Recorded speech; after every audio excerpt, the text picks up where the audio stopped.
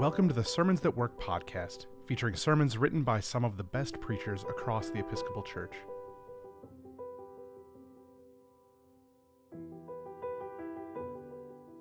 Today's sermon is for the 12th Sunday after Pentecost, Proper 15, Year A, and is titled 70 times 7. It was written by the Reverend Jazzy Bostock and read by the Reverend Danáe Ashley, priest in the Diocese of Olympia and psychotherapist at Soul Spa Seattle, LLC. The story of Joseph is such a beautiful one. Perhaps you know the story from the musical Joseph and the Amazing Technicolor Dreamcoat. There's something about putting Bible stories to music that helps them stick in our heads and our hearts a different way. And if you've never seen the movie, you now have a plan for tonight. Here's a little recap of the story of Joseph and his brothers. Joseph, his father's favorite, had these dreams that proved prophetic. Now, the sibling jealousy got so bad that the brothers decided first to kill Joseph, and then, in a moment that might be interpreted as God's providence, to sell him into slavery instead. But Joseph just becomes the poster boy for making it from rags to riches. After being thrown in jail, Joseph continues to dream, and his dreams get him an audience with Pharaoh. Lo and behold, he becomes Pharaoh's right-hand man. Now, he is in a position of power, and his brothers are in need. The desperate brothers come to Egypt in hopes that they might find some food to save their lives. And Joseph meets them, but the brothers don't recognize him. After testing the brothers and seeing that they have changed, Joseph decides to reveal himself. Now, let's admit this is a complicated family. Remember their sibling rivalry the next time your kids or grandkids can't seem to get along. In today's portion of the story, we see Joseph reveal himself to his brothers. First, he gives them all a little space from prying eyes by sending everyone away. And then he weeps, telling them who he is. And then he says one of the most stunning sentences, "Come closer to me." So simple, but so beautiful. Can you imagine?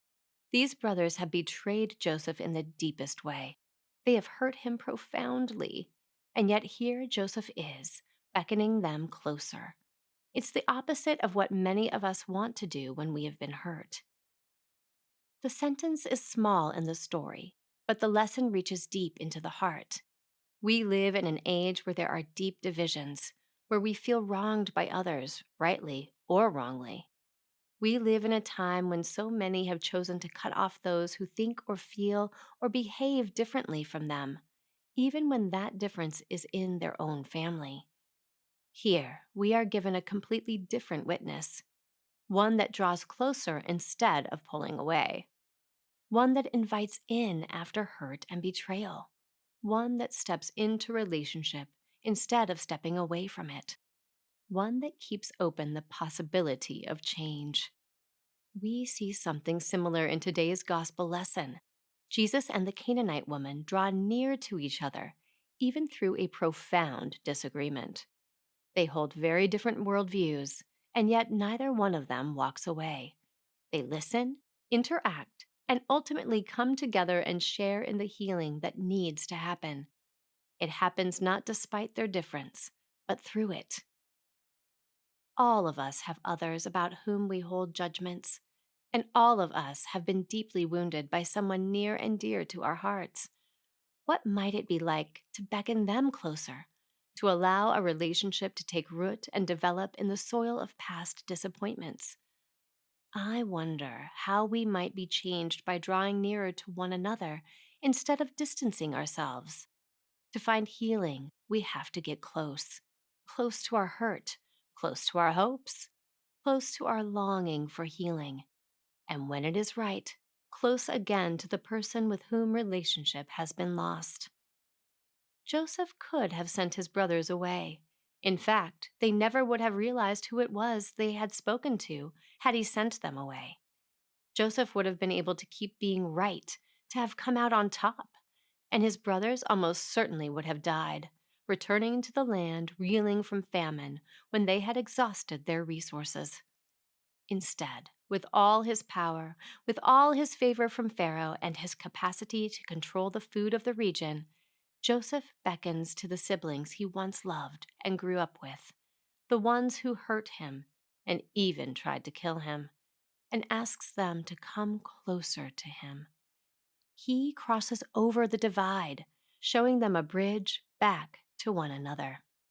He shows us what it is like to forgive. Perhaps this morning you find yourself divided from someone, maybe a friend or family member, or maybe even someone in this church. Maybe it's a long-standing divide, fueled by wrongs that happened decades ago. Or maybe it's more recent, a crack between you that gets solidified every day. Maybe it's over something that feels huge, a betrayal of massive proportion, a real wrongdoing. Or maybe it's over something smaller, a personality trait that grates you the wrong way, one irritation too many. Maybe you find yourselves in opposite places on the political spectrum, each completely baffled by the conclusions of the other. Whatever your specific situation, bring that person and the issue that you have with them to your mind for a moment. Picture their face, their smile. Now imagine saying, "Come closer to me." It's hard work, certainly, but it's also certainly holy work. Joseph shows us the profound healing that came to his whole family because of his willingness to be vulnerable, his willingness to draw closer, not separate. I don't know your situation of division. Only you do. And God doesn't call us to stay or go back into places of abuse or mistreatment. But if that is not your story, then consider the story of Joseph. Is it perhaps time for you, too, to draw closer? Forgiveness and healing come hand in hand. In a world that so needs to be healed, perhaps we can offer forgiveness, as Joseph did. And as Jesus commanded us to do, not once, not 7 times, but 70 times 7 times. The Reverend Jazzy Bostock is a Kanaka Maoli woman and serves 2 communities in Waianae on the west side of Oahu, St. John the Baptist Episcopal Church and Maluhia Lutheran Church. She and her wife have 2 boys, Theo 5 and Sam 1, a garden, some chickens, bees, a cat, and a dog. She loves to garden, cook, laugh, and be barefoot.